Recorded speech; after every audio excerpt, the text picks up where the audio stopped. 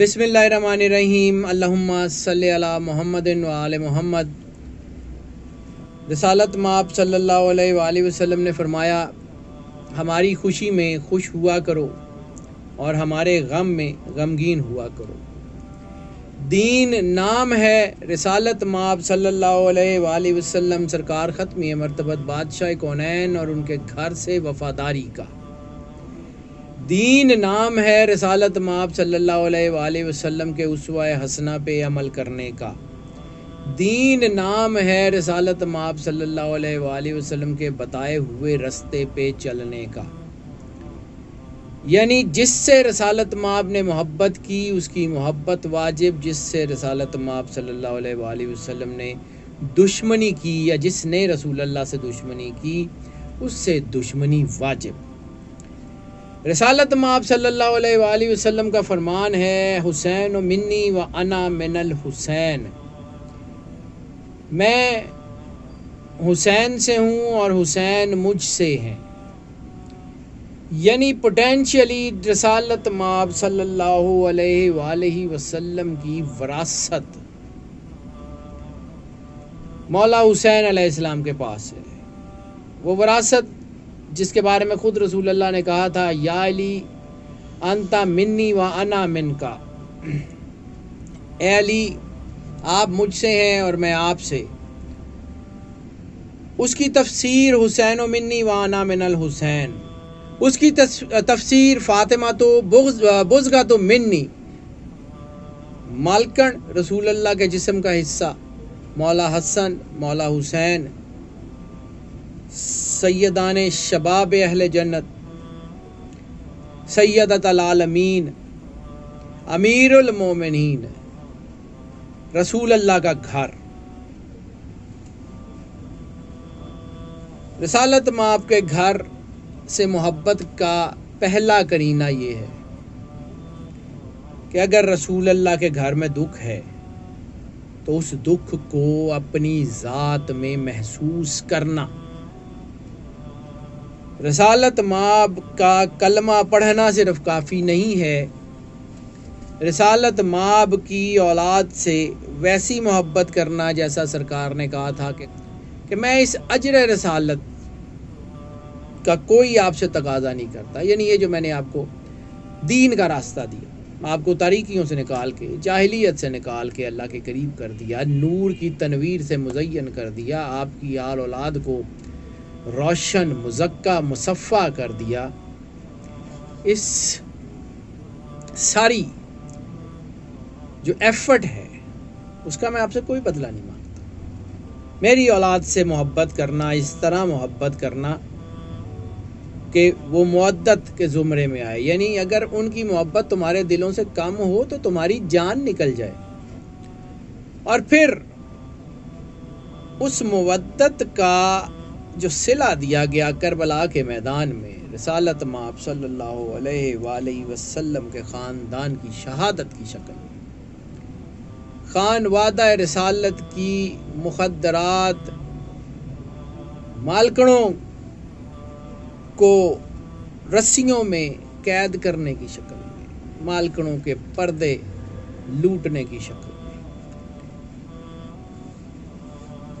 اس کا صرف دل سے برا جاننا کافی نہیں ہے، اس کا اعضاء جوارح خیالات سے اس کے خلاف اٹھنا، احتجاج کرنا، اس پہ بات کرنا بھی بہت ضروری ہے۔ اب آ جاتے ہیں یہ فلسفہ شہادت ہے کیا؟ تو ایک چیز بڑی اہم اور غور طلب ہے کہ رسالت مآب صلی اللہ علیہ وآلہ وسلم کو تمام تر طاقتیں، تمام تر اختیارات اللہ تعالیٰ نے ودیت کر دیے۔ تمام چرند پرند، جنات، حیوانات، ہوا، پانی رسالت مآب کے اشاروں پہ، چاند ٹوٹتا ہے رسالت مآب کے اشاروں پہ، سورج پلٹتا ہے رسالت مآب کے اشاروں پہ، ستارہ زمین پہ آتا ہے رسالت مآب کے اشاروں پہ، حنانہ کا ستون روتا ہے رسالت مآب کے اشاروں پہ، پتھر کلمہ پڑھتے ہیں رسالت مآب کے اشاروں پہ، احد پہاڑ چیرا جاتا ہے رسالت مآب کے اشاروں پہ۔ رسالت مآب خود فرماتے ہیں کہ احد پہاڑ کو ہم سے بہت محبت ہے اور ہمیں احد پہاڑ سے بہت محبت ہے۔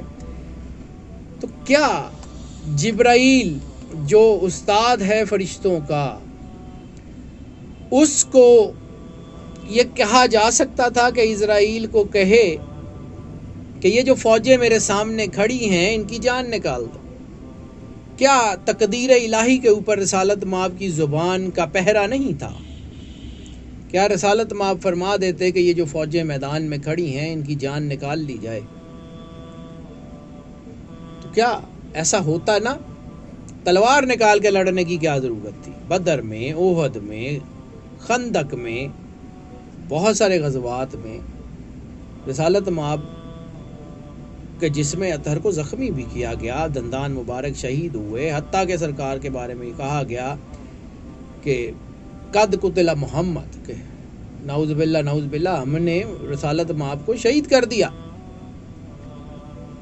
تو یہ جنگ کرنے کی اصل وجہ یہ ہے کہ اسوہ حسنہ جو رسول اللہ نے ہمیں کرنے کے لیے کہا وہ کر کے دکھایا۔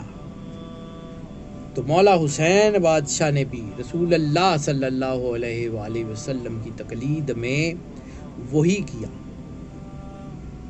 کل اختیار کی جنگ کا نام کربلا ہے، کل اختیار کی جنگ کا نام کربلا ہے۔ روایات کہتی ہیں کہ 1,24,000 انبیاء موجود ہیں کربلا میں۔ روایات کہتی ہیں کہ ظافر جن اپنے تمام لشکر کے ساتھ موجود ہے کربلا میں۔ روایات کہتی ہیں کہ جبرائیل، اسرافیل، میکائیل، عزرائیل سب موجود ہیں کربلا کے میدان میں۔ لیکن کیا رحمت للعالمین کا تقاضا ہے، کیا نبوت کا اصول جو قرآن میں ہے کہ عذاب قوموں پہ اس وقت آتے ہیں کہ جب نبی کی حرمت پہ ہاتھ آئے گا تو اللہ ٹالرنس نہیں دکھائے گا، قومیں غرق کر دی جائیں گی۔ دو ہی عذاب کے طریقے قرآن پاک میں بیان ہے، ایک تو نبی کہے کہ مالک میری قوم جو ہے وہ میرے بس سے باہر ہے، ان کو عذاب دے دے، جیسے نوح علیہ السلام۔ یا دوسرا طریقہ ہے کہ حضرت لوط علیہ السلام کہتے رہے کہ مالک میری قوم کو معاف کر دے، لیکن اللہ نے کہا تھا کہ جب قوم حضرت لوط علیہ السلام کا دروازہ توڑ دے تو پھر حضرت لوط علیہ السلام کو کہنا کہ آپ جگہ چھوڑ دیں کیونکہ اب عذاب نہیں ٹلے گا۔ دو چیزیں۔ رحمت للعالمین کا مقام یہ ہے کہ سرکار کی امت نے رسول اللہ کی غیرت پہ ہاتھ ڈالا، رسول اللہ کی مخدرات کی چادریں، رسول اللہ کے گھر کی غیرت پہ، رسول اللہ کی اولاد کو شہید کیا، ان کے بچوں کو قید کیا، قتل کیا، 6 ماہ کے بچے سے لے کے 92 سال کے مسلم ابن اوسجہ تک صحابی رسول کو شہید کیا۔ اس کے باوجود جو ہے وہ اللہ کا عذاب نہیں نازل ہوا۔ یہ رحمت للعالمین ہے۔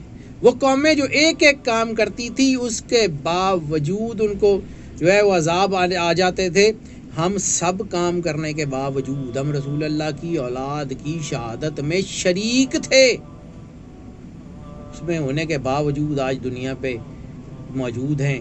تو اس کی وجہ یہ ہے کہ رسالت مآب کی ذات رحمت للعالمین ہے۔ وہی رحمت للعالمین کی جھلک کربلا میں مولا حسین بادشاہ علیہ السلام کی ذات میں نظر آتی ہے۔ پانی کا بات نہیں تھی، پانی کی بات نہیں تھی۔ پانی تو اللہ نے جب نبیوں نے، وصیین نے، اولاد نے، اولیاء نے دعا کی تو کیا راستے نہیں کھلے؟ حضرت اسماعیل کو پانی کی ضرورت تھی، بی بی ہاجرہ سلام اللہ علیہ نے دعا کی، ان کی ایڑی سے پانی نکل آیا، آج بھی موجود ہے۔ موسیٰ علیہ السلام کی قوم کو پانی کی حاجت تھی، اللہ نے کہا کہ عصا مارو پتھر پہ 12 چشمے پھوٹیں گے، 12 قبیلوں میں 12 چشمے بانٹ دیے۔ ایوب علیہ السلام کو صحت کے غسل کرنے کے لیے پانی چاہیے تھا، آپ نے کہا تھا کہ یہاں جہاں تم کھڑے ہو یہیں ایڑی مارو تو زمین سے چشمہ پھوٹے گا، اس کو پیو بھی اور اس پانی سے نہا لو تو تمہاری بیماری بھی ٹھیک ہو جائے گی اور تم ٹھیک ہو جاؤ گے۔ اسی طرح بی بی مریم سلام اللہ علیہ جب عیسیٰ علیہ السلام کی ولادت کے وقت تو آپ کو اللہ نے کہا تھا، جب بھوک پیاس لگی تو اللہ نے کہا تھا سامنے جو کھجور ہے اس کو ہلاؤ تو جو ہے وہ پکی ہوئی کھجوریں گریں گی۔ تو عیسیٰ علیہ السلام تو 25 دسمبر کو تھے. سردیوں کے موسم میں جو اللہ کھجور کے درخت پہ پکی ہوئی کھجوریں لگا سکتا ہے وہ نیچے گرا نہیں سکتا تھا. ایفرٹ لگا دیا تھا کہ اس درخت کو ہلاؤ.